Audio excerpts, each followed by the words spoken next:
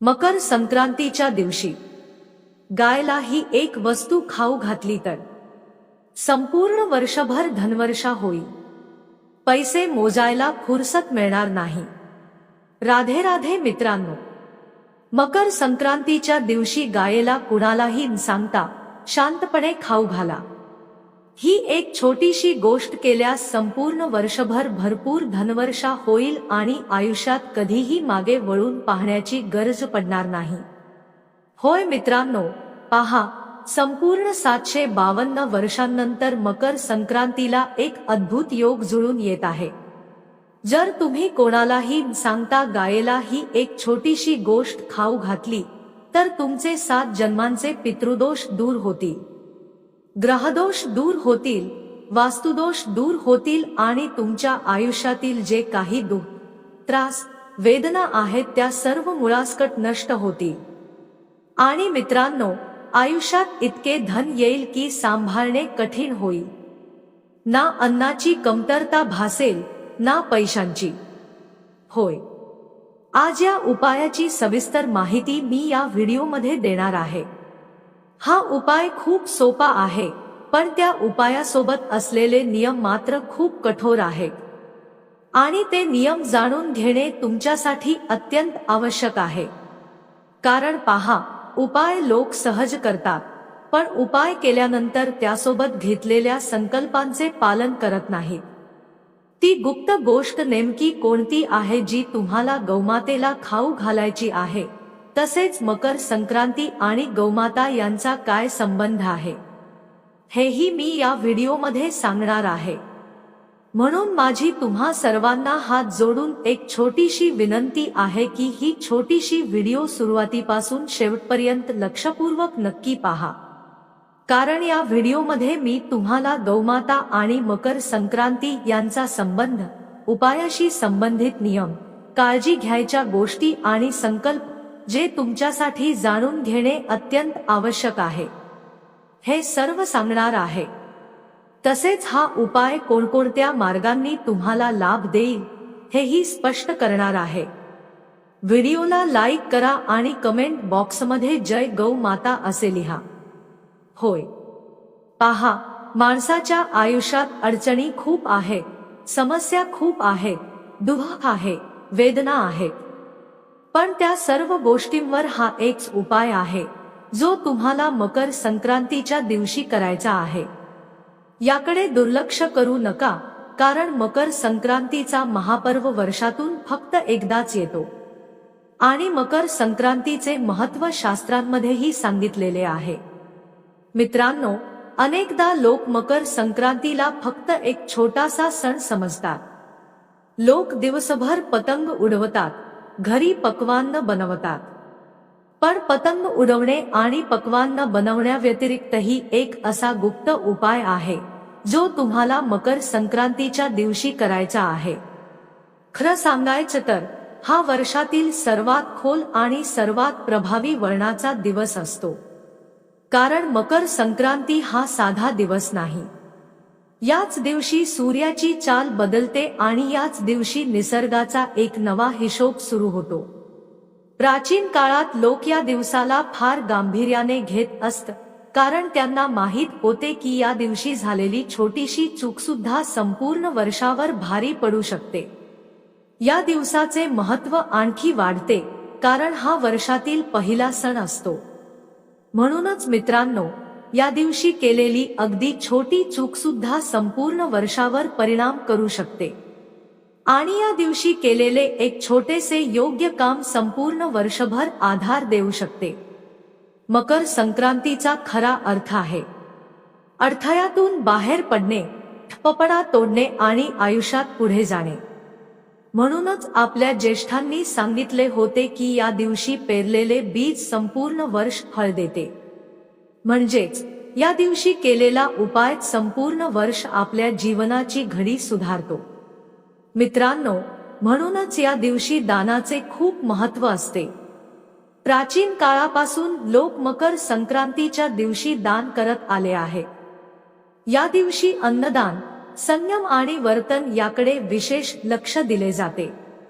कारण धन केवळ व्यवसायातून तयार होत नाही, धन तयार होते विचारांतून, कर्मातून आणि वेळेची जाणीव ठेवण्यातून. होय मित्रांनो, तुम्ही पाहिले असेल की अनेक लोक वर्षभर मेहनत करतात, घाम गाळतात, तरीही पैसा टिकत नाही. अन्न असूनही घरात कमतरतेची भावना राहते. कारण धन विचारांतून आणि कर्मातून निर्माण होते. वारंवार अचानक खर्च येतात, पैसा थांबत नाही. यामागे अनेकदा त्या अदृश्य अडथळ्यांचा हात असतो, ज्यांचे उत्तर आपल्या शास्त्रांमध्ये आणि परंपरांमध्ये लपलेले आहे. मकर संक्रांतीला तीळ आणि गूळ का खाल्ले जातात, याचे कारण म्हणजे तीळ हा त्यागाचे प्रतीक आहे आणि गूळ हा गोडव्याचे, म्हणजेच जीवनातील कटुता सोडून गोडवा स्वीकारण्याचा संदेश. या दिवशी दान करण्यास सांगितले जाते, कारण जेव्हा सूर्य आपली दिशा बदलतो तेव्हा अहंकार सोडणे सर्वात आवश्यक ठरते. जुन्या काळात लोक या दिवशी जास्त बोलत नसत, भांडण करत नसत आणि कुणी भुकेला दिसला तर त्याकडे दुर्लक्ष करत नसत. कारण असे मानले जात होते की या दिवशी केलेली उपेक्षा थेट भाग्यात नोंदवली जाते. या दिवशी केलेली कर्मे थेट नशिबाची दिशा बदलू शकतात. म्हणूनच मकर संक्रांतीचा सण साधा मानला जात नाही. आता येथे एक फार खोल अर्थाची गोष्ट येते, जी फार थोड्या लोकांना समजते. मकर संक्रांतीला निसर्ग ऐकतो, पण गोंगाट ऐकत नाही, दिखावा पाहत नाही. मकर संक्रांतीचा सण केवळ भावना आणि शांततेत केलेल्या कर्मांनाच ओळखतो. म्हणजेच जे गुप्त उपाय आणि गुप्त कार्य आपण शांत राहून सर्वांपासून लपवून करतो, तेव्हाच त्याचे फळ आपल्याला मिळते. मित्रांनो, म्हणूनच जे लोक या दिवशी कॅमेरा लावून लोकांना दाखवून दान करतात, त्यांना तात्पुरते समाधान मिळते, पण कायमस्वरूपी फल मिळत नाही. आजच्या काळात लोकांनी दानपुण्यालाही एक ट्रेंड बनवले आहे. गौशाळेत गेले की फोन काढून उभे राहतात, गायमातेला चारा घालताना फोटो काढतात. कुणाला धान्य किंवा पैसे दान केले की त्यासोबत फोटो, व्हिडिओ काढून दिखावा करतात. पण शास्त्रांमध्ये सांगितले आहे की दोन गोष्टी आपण नेहमी लोकांपासून लपवून कराव्यात, पहिली दान आणि दुसरी पूजा, जप व ध्यान. कारण या दोन गोष्टी जितक्या गुप्त राहतात, तितके अधिक फल मिळते. आणि आता हळूहळू मी तुम्हाला त्या दिशेने घेऊन जात आहे, जिथे खरा रहस्य दडलेले आहे. पण त्याआधी हे समजून घेणे अत्यंत आवश्यक आहे की आपल्या शास्त्रांमध्ये गायेला इतके उच्च स्थान का दिले गेले आहे. होय मित्रांनो, कारण हा उपाय पूर्णपणे गौमातावर आणि तो उपाय करणाऱ्या व्यक्तीवर अवलंबून असतो. त्यामुळे हा उपाय आपली दिव्य शक्ती कशी दाखवेल, तुमच्या जीवनातील अंधार कसा दूर करेल, तुमच्या आयुष्यात आनंदाचा प्रकाश कसा आणेल, हे सर्व नीट समजून घ्या. प्रत्येक गोष्ट लक्षपूर्वक ऐका. कारण जर तुम्ही काही गोष्टी दुर्लक्षित केल्या किंवा नीट समजून घेतल्या नाही, तर हा उपाय नकारात्मक परिणामही दाखवू शकतो. म्हणजे तुम्हाला असे वाटेल की मी तर चांगल्यासाठी उपाय केला होता, मग माझ्यासोबत वाईट का घडले. यामागचे कारण हेच असेल की तुम्ही प्रत्येक गोष्ट नीट समजून घेतली नाही किंवा लक्ष देऊन ऐकली नाही. मित्रांनो, मी तुम्हाला सांगतो की आपल्या शास्त्रांमध्ये गायेला इतके उच्च स्थान का दिले आहे. गाय फक्त एक प्राणी किंवा एक पशु नाही. गौमाता तुमच्या संपूर्ण जीवनाशी जोडलेली आहे. तिच्यामध्ये तुमच्या जीवनाशी संबंधित असंख्य रहस्ये दडलेली आहेत. जेव्हा एखाद्या व्यक्तीचे निधन होते, तेव्हा आपण तिच्या नावाने गौमातेला चारा का घालतो, याचा कधी विचार केला आहे का? जीवनात दुःख, वेदना किंवा आजार येतो तेव्हा आपण गौमातेला आठवून तिला अन्न का अर्पण करतो? गौमाता ही कोणतीही साधी जनावर नाही. गायेला माता म्हणून संबोधले जाते कारण ती फक्त दूध देते म्हणून नाही, तर ती मागता देते, तक्रार न करता सहन करते आणि बदल्यात काहीही अपेक्षा ठेवत नाही. हाच निसर्गाचा स्वभाव आहे. ज्या घरात गौमातेचा सन्मान होतो, तिथे फक्त धनच येत नाही तर स्थिरताही येते आणि त्या स्थिरतेमुळेच धन टिकून राहते हे लक्षात ठेवा। येथे मी कुणाला दाखवण्यासाठीचा उपाय सांगत नाही, ना बाजारात विकला जाणारा कोणताही प्रकार। मी खात्रीने सांगते की संपूर्ण यूट्यूबवर आजपर्यंत हा उपाय कुणी सांगितलेला नाही, ना कोणत्याही कथावाचकाने, ना गुरुजनांनी, ना विशेष पंडितांनी किंवा ज्ञानी लोकांनी। कारण हा उपाय इतका गुप्त आहे की त्याचा उल्लेख कोणत्याही शास्त्रात थेट आढळत नाही।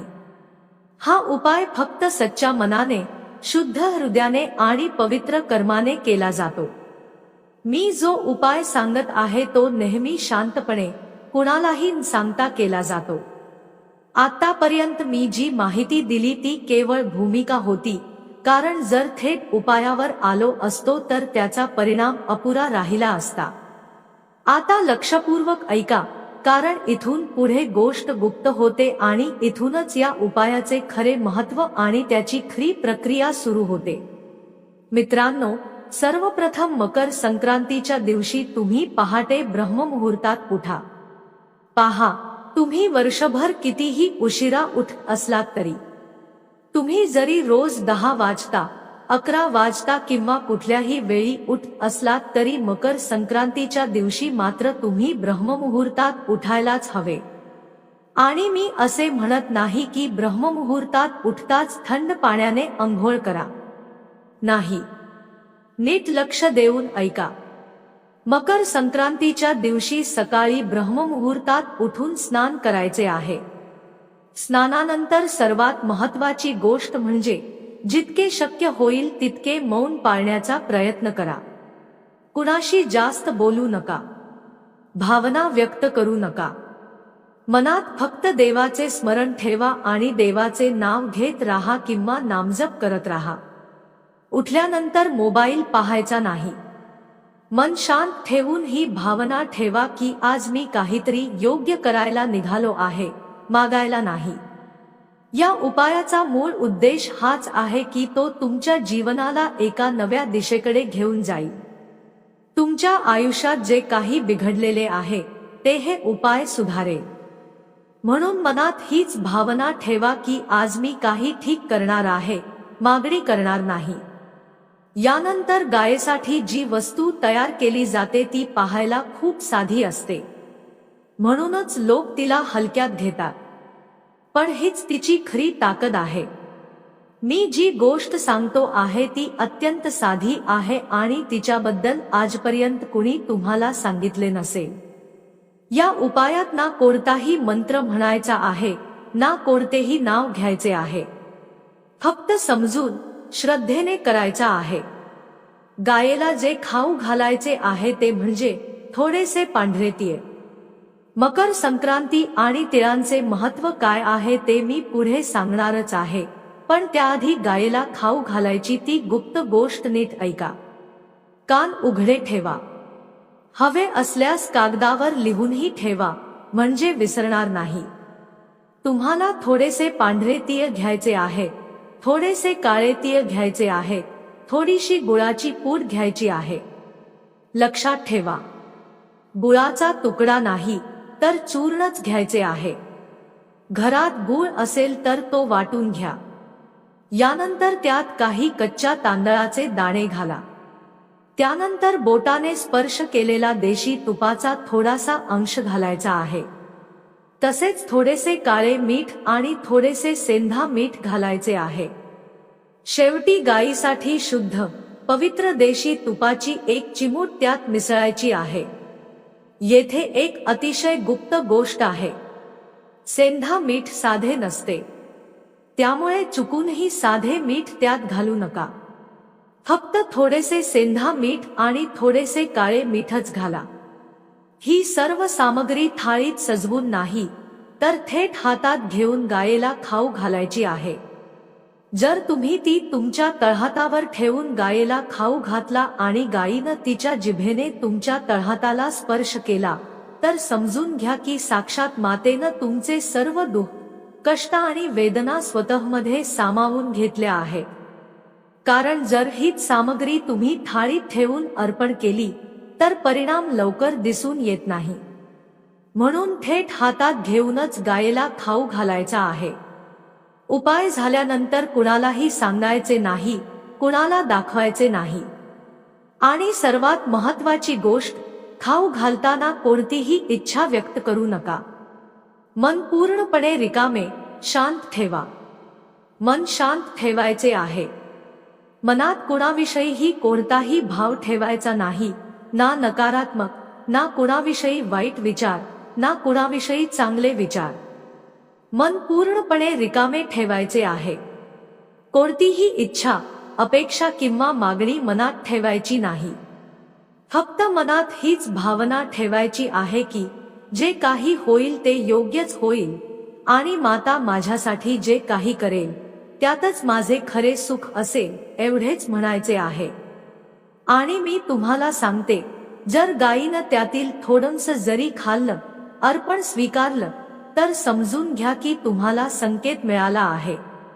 यानंतर संपूर्ण वर्षभर एक नियम आपोआप लागू होतो. तुम्ही अन्नाचा कधीही अपमान करणार नाही.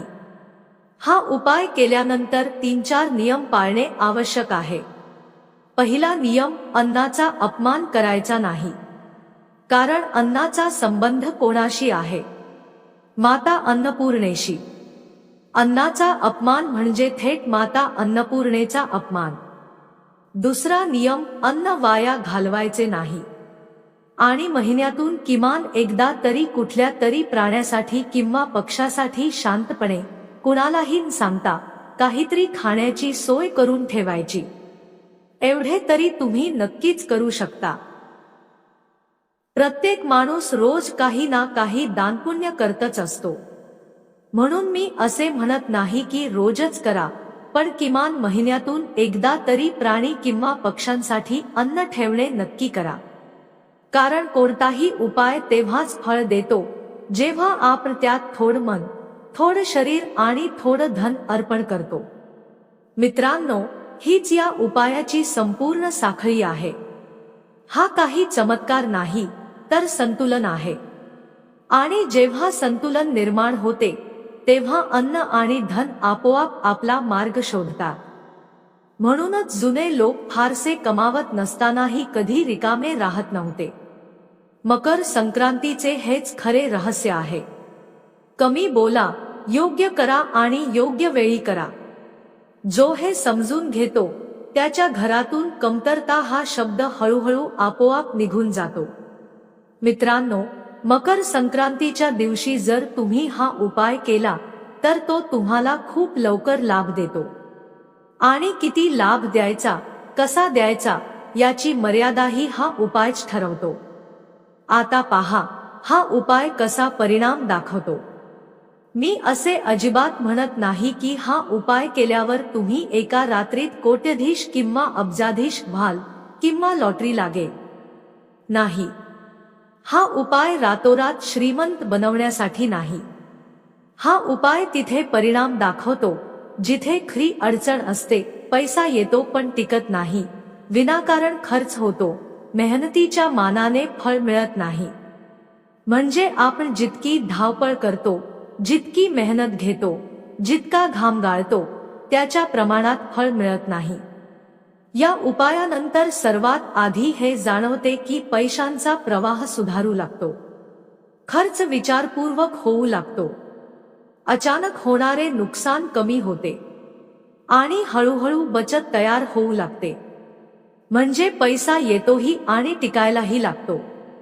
आणि जर घरपरिवारावर होणाऱ्या परिणामाबद्दल बोलायचे झाले तर या उपायाचा फार खोल परिणाम दिसून येतो. कारण धनाची कमतरता सर्वप्रथम मनात अस्वस्थता निर्माण करते. पण या उपायानंतर घरातील वातावरण हळूहळू शांत होऊ लागते. विनाकारण होणारे वाद कमी होतात. घरात बसावेसे वाटते. एकमेकांचे बोलणे ऐकण्याची क्षमता वाढते. अनेकांना असेही जाणवते की घरातील अन्नाची बरकत वाढते, थोड्यात निभाव लागतो आणि जेवणाची किंमत आपोआप समजू लागते. म्हणजेच पहा, अनेक घरांमध्ये असे घडते की संपूर्ण कुटुंब एकत्र बसून जेवण करू शकत नाही. कधी घरातील एखादी व्यक्ती कामात अडकलेली असते, कधी कुणी बाहेर गेलेला असतो. यामुळे घरातील वातावरण हळूहळू बिघडू लागते. आणि शास्त्रांमध्ये सांगितले आहे की दिवसातून किमान एक वेळ तरी संपूर्ण कुटुंबाने एकत्र बसून भोजन करायला हवे. आता विवाह आणि नातेसंबंधांबद्दल बोलायचे झाले तर हा उपाय थेट लग्न लावून देणारा नाही. कदाचित तुम्हाला वाटत असेल की हा उपाय केल्यावर लगेचच विवाहाचे योग जुळतील, त्वरित लग्न होईल. तसे नाही. त्वरित विवाह होणार नाही, पण विवाहाचे योग नक्कीच तयार होतात. नात्यांमध्ये येणाऱ्या अडचणी, वारंवार बिघडणारी बोलणी, योग्य स्थळ येऊनही नाते तुटणे, घरातील मनमुटाव, या सगळ्यावर या उपायाचा परिणाम होतो. कारण जेव्हा व्यक्तीच्या मनात स्थिरता येते तेव्हा तीच स्थिरता नात्यांमध्येही उमटते. विवाहित लोकांसाठी हा उपाय संयम आणि सहनशीलता वाढवतो, ज्यामुळे नातेसंबंध अधिक मजबूत होतात. मित्रांनो, या उपायाचा मानसिक स्थिती आणि आत्मविश्वासावरही मोठा परिणाम होतो. अनेक लोक बाहेरून ठीक दिसतात, पण आतून सतत भीती, चिंता आणि असुरक्षिततेत जगत असतात. हा उपाय केल्यानंतर मन हलके वाटू लागते, कारण नसलेली अस्वस्थता कमी होते आणि व्यक्तीला असे वाटू लागते की गोष्टी त्याच्या विरोधात नाहीत, तर त्याच्या बाजूने चालू लागल्या आहेत. हाच आत्मविश्वास पुढे जाऊन धन आणि यशाचा मार्ग मोकळा करतो. अनेक लोकांच्या व्यापार व्यवसायात अडचणी येतात, अडथळे निर्माण होतात, ग्राहकांची ये-जा कमी होते. या उपायाचा परिणाम निर्णय क्षमतेवर होतो. अनेक वेळा चुकीच्या वेळी चुकीचा निर्णय घेतल्यामुळे नुकसान होते. ज्यांच्यावर विश्वास ठेवायला हवा त्यांच्यावर ठेवला जात नाही आणि ज्यांच्यावर ठेवू नये त्यांच्यावरही ठेवला जातो. हा उपाय केल्यानंतर व्यवसायात स्थिरता येते. ग्राहक हळूहळू वाढू लागतात. जुनी अडकलेली कामे मार्गी लागतात. आणि सर्वात महत्त्वाचे म्हणजे मनातील गोंधळ कमी होतो. कारण अनेकदा माणूस गोंधळात पडून स्वतःच अडचणींना आमंत्रण देतो. त्यामुळे निर्णय स्पष्ट आणि ठाम होत नाहीत. हा उपाय मनातील गोंधळ दूर करून संतुलन निर्माण करतो. हा बदल अचानक नाही, तर हळूहळू, सातत्याने जाणवतो. मित्रांनो, मला आशा आहे की हा उपाय तुम्हाला खूप आवडला असेल आणि मकर संक्रांतीच्या दिवशी तुम्ही सर्वजण हा उपाय नक्की कराल. जर उपाय करणार असाल तर मी सांगितलेली प्रत्येक गोष्ट लक्षात ठेवा. उपायाशी संबंधित नियम, लहान लहान गुप्त रहस्ये आणि सूक्ष्म काळजी तुम्हाला पाळावी लागेल. आशा करते की येथेच या व्हिडिओची समाप्ती होते. व्हिडिओला लाईक करा आणि कमेंट बॉक्समध्ये नक्की जय मा लक्ष्मी असे लिहा. मा लक्ष्मी तुमच्या सर्व मनोकामना पूर्ण करो.